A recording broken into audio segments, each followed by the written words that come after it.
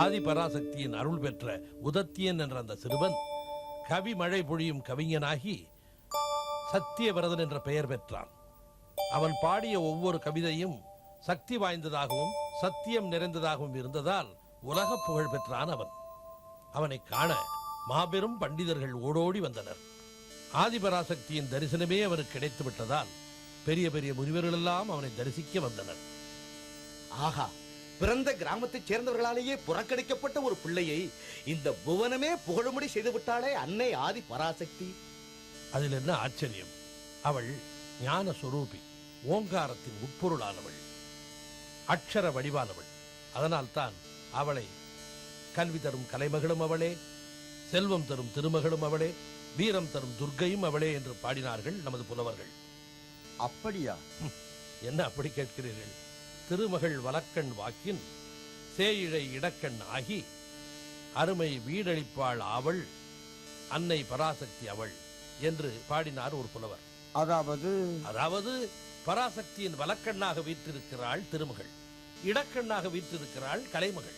இப்படி இருவரும் வீற்று பராசக்தியின் செயலையும் பணியையும் புரிந்ததால் பேறு பெற்றனர் என்பதுதானே வரலாறு.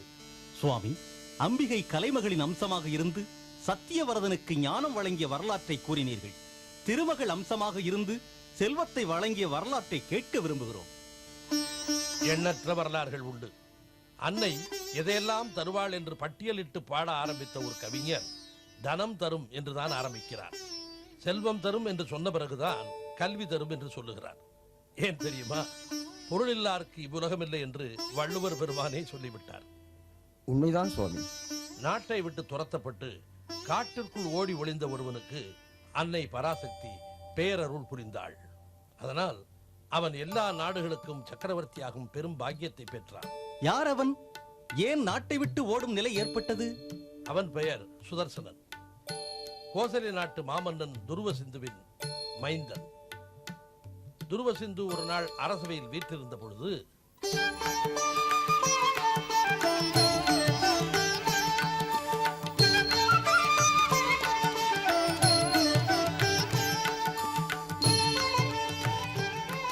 வாழ்க கோசல நாடு, வாழ்க சூரிய குலத்தின் மாமன்னர் துருவசிந்து. வாருங்கள் அமைச்சரே, அமருங்கள்.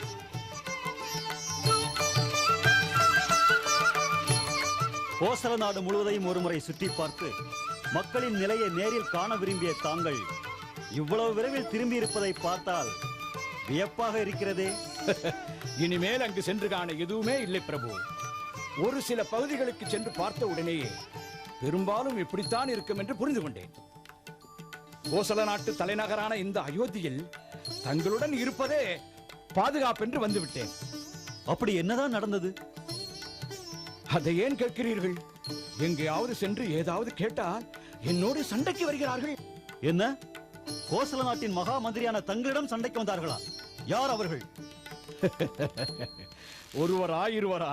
எல்லோருமே அப்படித்தான். மாமன்னர் துருவசிந்துவின் ஆட்சியில் மக்களுக்கு எந்த குறையும் கிடையாதே. சத்தியசீலரான அவரது ஆட்சியில் நித்தமும் மழை பொழிகிறது. பண்பட்ட நிலத்தில் பயிர் செழித்து வளர்வது போல தர்மமே ஓரொரு கொண்டவர் போல் நமது மாமன்னர் விளங்குவதால் மக்களும் பொய், கொலை, களவு எதுவுமே அறியாதவர்களாக உயர்ந்த பண்பாளர்களாக வாழ்கிறார்கள். இந்த நிலையில் எங்களிடம் வந்து உங்களுக்கு என்ன குறை என்று கேட்கிறீரே?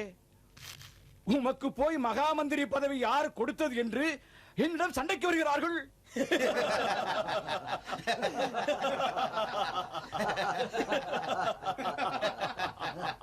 அமைச்சரே, நமது ஆட்சிக்குட்பட்ட மன்னர்கள் அனைவரிடமிருந்தும் கப்பத்தொகை வந்துவிட்டதா?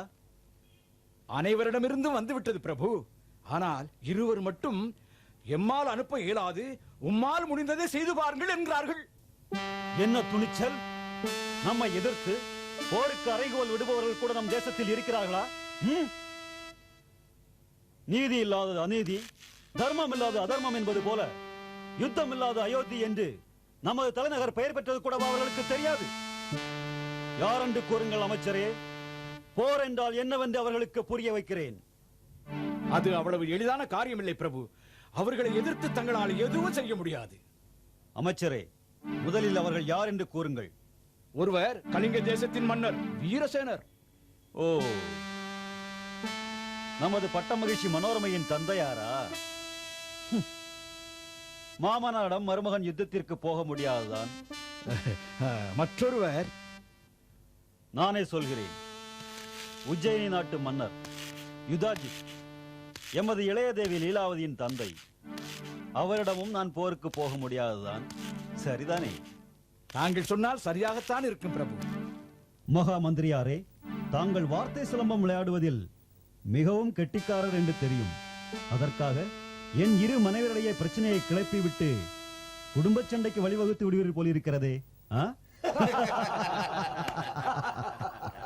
வாழ்க மாமன்னர். வாருங்கள் தளபதியாரே. ஏன் இந்த பதட்டம்? நமது எல்லையில் உள்ள கிராமப்புறங்களில் சமீப காலமாக காட்டு மிருகங்களின் தொல்லை கடுமையாக இருப்பதாக செய்தி வந்திருக்கிறது மன்னவா. ஒரு மாநிலத்தை காப்பவன் தன்னால், தன்னை சார்ந்த பரிசனத்தால், பகைவர்களால், கள்வர்களால், காட்டு விலங்குகளால் தீங்கு ஏற்படாத வண்ணம் குடிமக்களை காக்க வேண்டியது கடமை அல்லவா? இன்று அதற்கு இடையூறு ஏற்பட்டு விட்டதே. அமைச்சரே, அரசே, உடனே வேட்டைக்கு புறப்பட ஏற்பாடு செய்யுங்கள். உத்தரவு மன்னா. மன்னவா, வேட்டைக்கு புறப்பட வீரர்கள் தயாராக இருக்கிறார்கள். அப்படியா? அமைச்சரே, புறப்படுகிறேன். பிரபு, தங்கள் மூத்த தேவியர் தன் மைந்தன் சுதர்சனோடு வந்து நிற்கிறார். அவரிடம் விடை பெற்றுக் கொள்ள வேண்டாமா? நிச்சயமாக. மனோரமை, நான் சில நாட்கள் காட்டிலேயே தங்கியிருக்க போகிறேன். காட்டு மிருகங்களில் ஒன்று கூட மிச்சமில்லை என்ற அளவிற்கு அத்தனையும் அளித்த பிறகுதான் நாட்டிற்கே திரும்புவேன். அப்படியே செய்யுங்கள் சுவாமி. மக்கள் நலம்தான் நாட்டின் பலம். சுதர்சனா, தந்தைக்கு விடை கொடு. தந்தையே, நானும் தங்களுடன் வந்து வேட்டையாடுகிறேன். ஓ, சுதர்சனா, நீ பச்சிளம் குழந்தை, பால் மனம் மாறாத பாலகன். உரிய காலம் வரும்போது நிச்சயம் நீயும் காட்டுக்கு சென்று வேட்டையாடலாம்.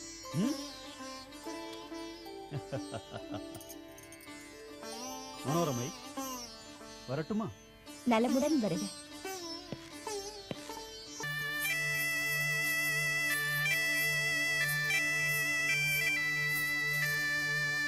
அரண்மனையிலிருந்து புறப்படுபவரை முறைப்படி வழியனுப்ப வேண்டாமா? அதற்காகத்தான் இந்த ஆரத்தி கொண்டு வந்தேன்.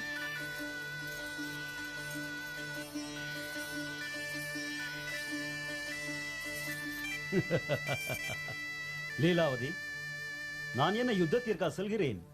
ஆரத்தி எடுத்து வீர திலகமிட்டு என்னை அனுப்புவதற்கு வேட்டைக்குத்தானே போகிறேன். இதுவும் ஒரு யுத்தம்தான் பிரபு.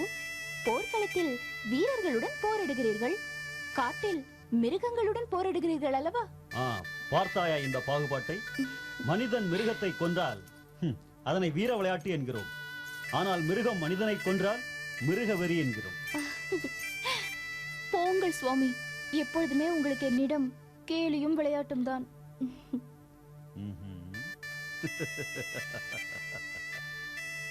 அப்பா, நானும் உங்களுடன் வந்து வேட்டையாடுவதை வேடிக்கை பார்க்கிறேன். நீ கெட்டிக்காரன் தான். சுதர்சனன் என்னோடு வேட்டையாட வருகிறேன் என்றான்.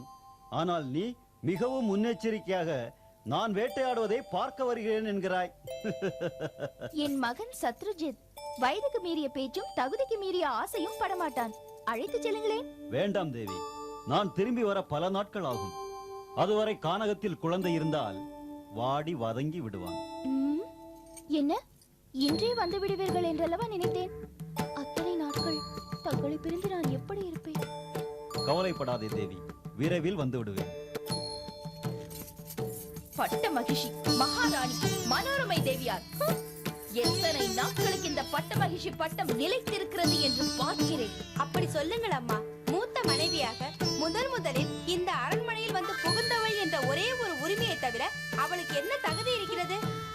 சரியாக சொன்னாய். எங்கள் நாட்டின் மீது படையெடுத்து வந்த மன்னர் என் அழகை கண்டு மயக்கத்தில் மூழ்கி விட்டார். அதனால் தானே சண்டைக்கு வந்தவர் தங்கள் தந்தைக்கு மாப்பிள்ளை ஆகிவிட்டார். இது தெரியாமல் தன் உரிமையை காட்டிக்கொள்ள அரசவைக்கே வந்து விட்டாள் அவள். ஆனால் என்னவாயிற்று? தங்களுக்காக காத்திருந்து விடை பெற்ற மன்னர் எல்லோருக்கும் முன்னால் உங்கள் உரிமை என்ன என்பதை காட்டிவிட்டாரே. அமர்ந்திருக்கும் போது தாங்கள் இடும் கட்டளை இந்த நாட்டின் சிம்மாசனத்தையே இடமாற்றி அமைத்து விடுமே.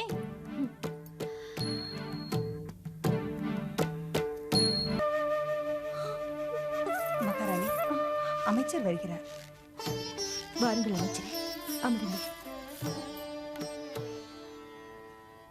தாயே, ஏன் குழப்பமாக இருக்கிறீர்கள்? தங்களுக்கு தெரியாதது என்ன இருக்கிறது அமைச்சரே? புரிகிறது தேவி. இளைய தேவியார் மன்னரிடம் தனக்கு எவ்வளவு செல்வாக்கு இருக்கிறது என்பதை காட்டிக் கொள்வதற்காக எப்படியெல்லாம் நாடகமாடுகிறார். மன்னரும் அதற்கு ஏற்றபடிதானே நடந்து கொள்கிறார். என்று அவள் இந்த அரண்மனைக்குள் நுழைந்தாலும் அன்றே நான் என் அந்தப்புறத்தை விட்டு வெளியில் செல்வது நின்று விட்டது. பட்ட மகிழ்ச்சி என்ற கௌரவம் கயிறிருந்த பட்டமாக அலைப்பாய தொடங்கிவிட்டது. ஆனாலும் தங்கள் மைந்தனுக்குரிய உரிமையை நாம் எந்த காரணத்தை கொண்டு விட்டுக் கொடுக்க முடியாது தேவி. தங்களுக்கு குழந்தை பாக்கியம் இல்லை என்பதை காரணமாக கொண்டுதான் மன்னவர் இளைய தேவியை திருமணம் செய்து கொண்டார். ஆனால் இறைவன் அவருக்கு அந்த பாக்கியத்தை தந்த போதே தங்களுக்கும் தந்து விட்டார். இருந்தாலும் அதிலும் ஒரு விவாதத்துக்கு இடம் வைத்து விட்டானே இறைவன். அவளுடைய பிள்ளை பிறந்து 1 மாதம் கழித்துதானே என் பிள்ளை பிறந்தார். அதனால் என்ன? பட்ட மகிழ்ச்சி பெற்ற பிள்ளைதான் பட்டத்துக்கு உரியவர் என்பது எல்லோருக்கும் தெரிந்த விஷயம்தானே. இருக்கலாம். ஆனால் மன்னர் என்ன தீர்மானிக்கிறாரோ அதை மக்கள் ஏற்றுக்கொள்ளத்தானே வேண்டும். இன்று அவர் நடந்து கொண்ட முறையிலிருந்து அவரது தீர்மானம் எப்படி இருக்கும் என்பதை நமக்கு உணர்த்தி விட்டாள் இளையவள். அப்படி நினைக்காதீர்கள் தேவி. எல்லாவற்றுக்கும் மேலாக இறைவன் என்ன தீர்மானிக்கிறான் என்பது இருக்கிறது. அதற்கு முன்னால் மனிதனின் தீர்மானங்கள் ஒரு கணப்பொழுதில் முடிந்து போய்விடும்.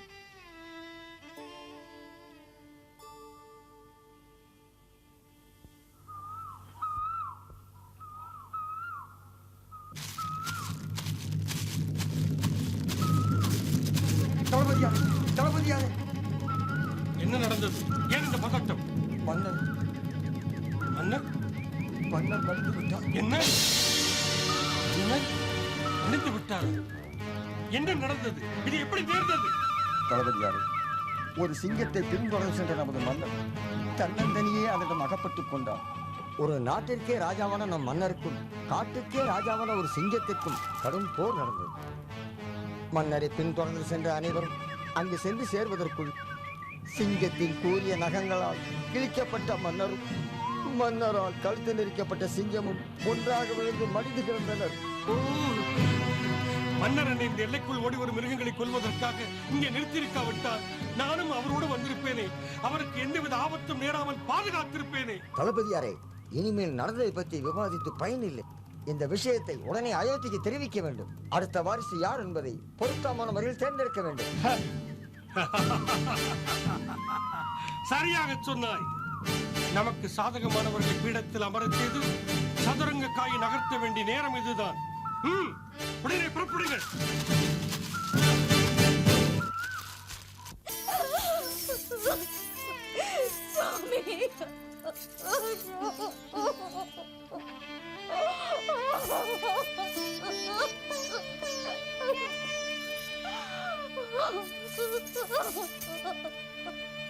தளபதியாரே, என்ன சொல்கிறீர்கள்? மன்னர் மடிந்தாரா? காட்டு மிருகங்களை வேட்டையாட சென்றவர் தானே வேட்டையாடப்பட்டாரா? இதை என்னால் நம்ப முடியவில்லை. என்னால் நம்ப முடியவில்லை. வீரர்கள் ஓடி வந்து என்னிடம் சொன்ன போது கூட நான் அதை நம்பவில்லை மகாராணி. ஆனால் நானே நேரில் ஓடி சென்று பார்த்த போது அந்த தூர காட்சியை எப்படி கூறுவேன்? மன்னரின் உடல் துண்டு துண்டாக சிதைந்து. வேண்டாம், வேண்டாம், அதை சொல்லாதீர்கள்.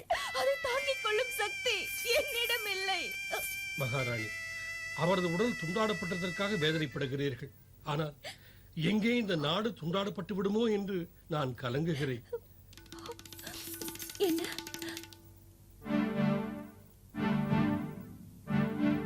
தேவி, தாங்கள் சிறிது தாமதித்தாலும் மன்னரின் மூத்த தேவியார் தன் மைந்தனுக்கு முடிசூட்டும் முயற்சியில் ஈடுபட்டு விடுவார்கள். மூத்தவள் மகனுக்குத்தான் பட்டம் சூட்ட வேண்டும் என்பதை பயன்படுத்திக் கொண்டு மிக எளிதாக சிம்மாசனத்தில் சுதர்சனனை அமர வைத்து விடுவார்கள். இல்லை, அது நடக்காது. முதலில் பிறந்தவன் என் மகன் என்பதால் அவருக்கு தான் பட்டம் என்று முன்பே அரசர் எனக்கு வாக்குறுதி கொடுத்திருக்கிறார். அவர் மடிந்ததோடு அவர் வாக்குறுதியும் மறைந்து விட்டது மகாராணி. அவர் இருந்து இவன்தான் என் வாரிசு என்று கூறியிருந்தால் அதை மறுக்க யாருக்கும் சக்தி கிடையாது. தளபதியாரே, என் மகன் இந்நாட்டின் மன்னனாக வேண்டும். அதற்கு வழி இருக்கிறது மகாராணி. தங்கள் தந்தை யுதாஜித் தனது பேரன்தான் நாட்டின் வாரிசாக வர வேண்டும் என்பதில் மிகவும் உறுதியோடு இருப்பவர். அவர் இந்த நேரத்தில் படையோடு புறப்பட்டு வந்தால் அரண்மனையையும் வசப்படுத்தி விடலாம். தளபதியாரே, என்ன சொல்கிறீர்கள்?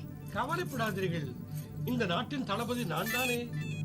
அவர் படையோடு புறப்பட்டு வருவதற்கு முன் நான் கோட்டை வாயிலை திறந்து வைத்துக் கொண்டு அவருக்காக காத்திருக்கிறேன். ஆஹா, உம்மை போன்ற விசுவாசம் மிக்க தளபதி எனக்கு துணையாக கிடைத்ததற்கு மிகவும் மகிழ்ச்சி அடைகிறேன்.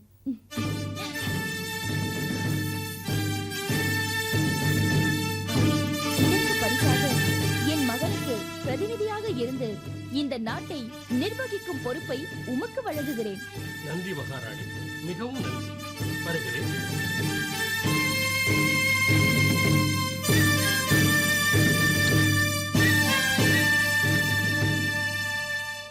அமைச்சரே, இது எப்படி நடந்தது?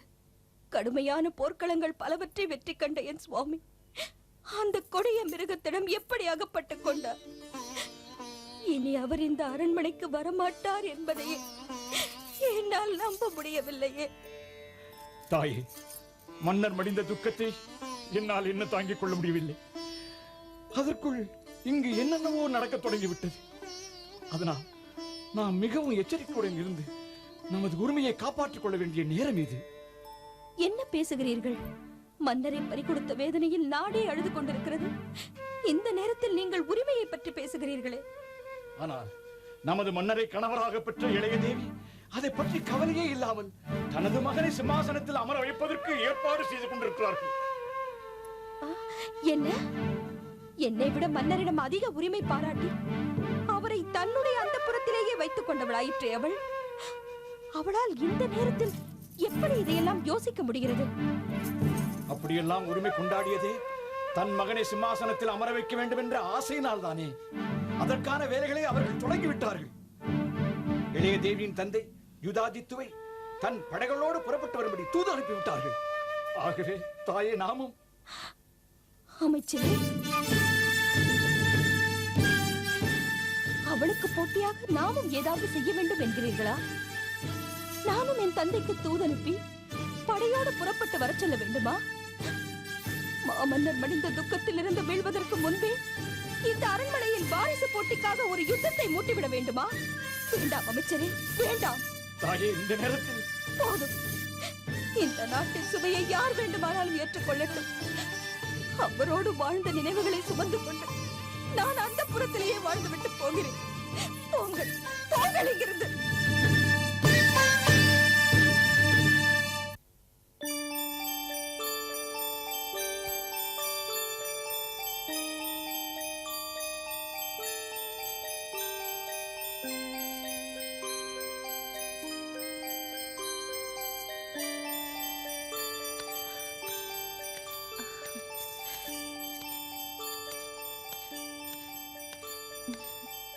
வாருங்கள் தந்தையே.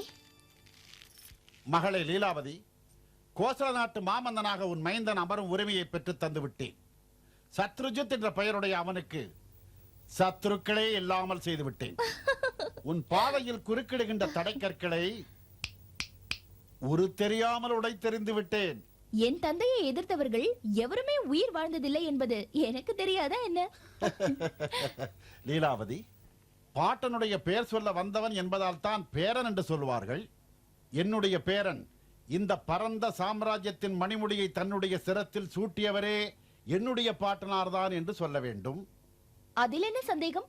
முதலில் வந்தவள் என்ற உரிமையை வைத்துக் கொண்டு தானே அந்த மனோரமை முதலில் பிறந்தவன் என் மகன் என்பதை மறந்துவிட்டு போராட துணிந்தாள். தன் தந்தையை தூண்டிவிட்டு இந்த அரண்மனையை தனதாக்கிக் கொள்ள முயன்றாள். அது எப்படி அம்மா முடியும்? அந்த கலிங்க மன்னன் படையின் மீது நமது உஜ்ஜயினி படையினர் புயலால் பொங்கி எழுந்த சமுத்திரம் பூமியில் பாய்வது போல பாய்ந்து சென்றது. மனோரமையின் தந்தை வீரசேனனை நானே என் கரத்தாலேயே வெட்டி கொன்று விட்டேன். இனி அவளுக்காக வாதாட யாருமே இல்லை. அப்படி சொல்லாதீர்கள் பிரபு. மைந்தன் சுதர்சனன் உயிரோடு இருக்கும் வரை இந்த அரண்மனையிலேயே சிலர் அவனுக்காக போராடத்தான் செய்வார்கள். நாட்டு மக்களும் இரண்டு கட்சிகளாக பிரிந்து இருப்பார்கள். சரியாக சொன்னீர் தளபதியாரே. சிறு பிள்ளைதானே என்று விட்டு வைத்தால் விதை விருட்சமாகி நமக்கே இடமில்லாமல் போய்விடும். எங்கே அவர்கள்? அந்த புறத்தில் தான் இருக்கிறார்கள். பட்டமரமான பாட்டனின் ரத்தத்தை ருசி பார்த்த இந்த வாள் இளம் குருத்தான பேரனின் உதிரத்தை சுவைத்து பார்க்கட்டும். புறப்படுங்கள்.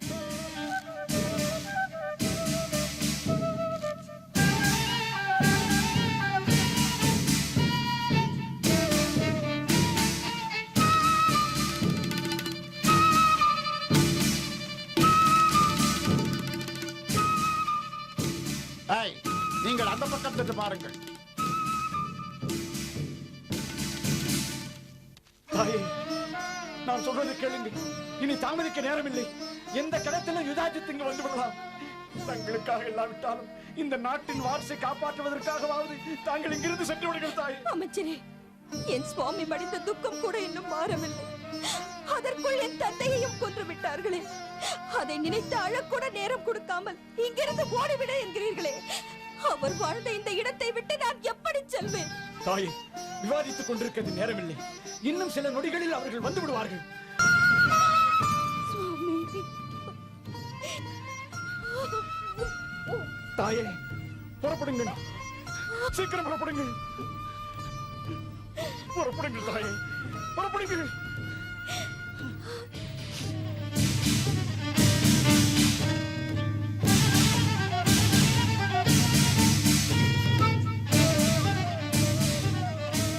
பிரபு, நாங்கள் நாலாபுரமும் தேடி பார்த்தோம், எங்கும் காணவில்லை. சரி, இந்த பக்கம் சென்று பாருங்கள்.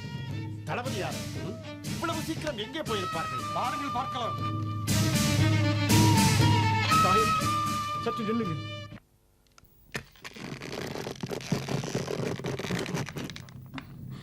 மகாராணி, இந்த குகை வழியாக தப்பித்து சென்று விடுங்கள். சீக்கிரம் செல்லுங்கள். நான் சொல்வதை கேளுங்கள். சீக்கிரம் புறப்படுங்கள். யோசிக்காதீர்கள். சீக்கிரம் புறப்படுங்கள். தாங்கள் என்னை பற்றி நீங்கள் சிறிதும் கவலைப்பட வேண்டாம். புறப்படுங்கள் தாயே, புறப்படுங்கள். வேதவதி, குழந்தையையும் மகாராணியும் ஜாக்கிரதையாக பார்த்துக்கொள். புறப்படுங்கள் தாயே.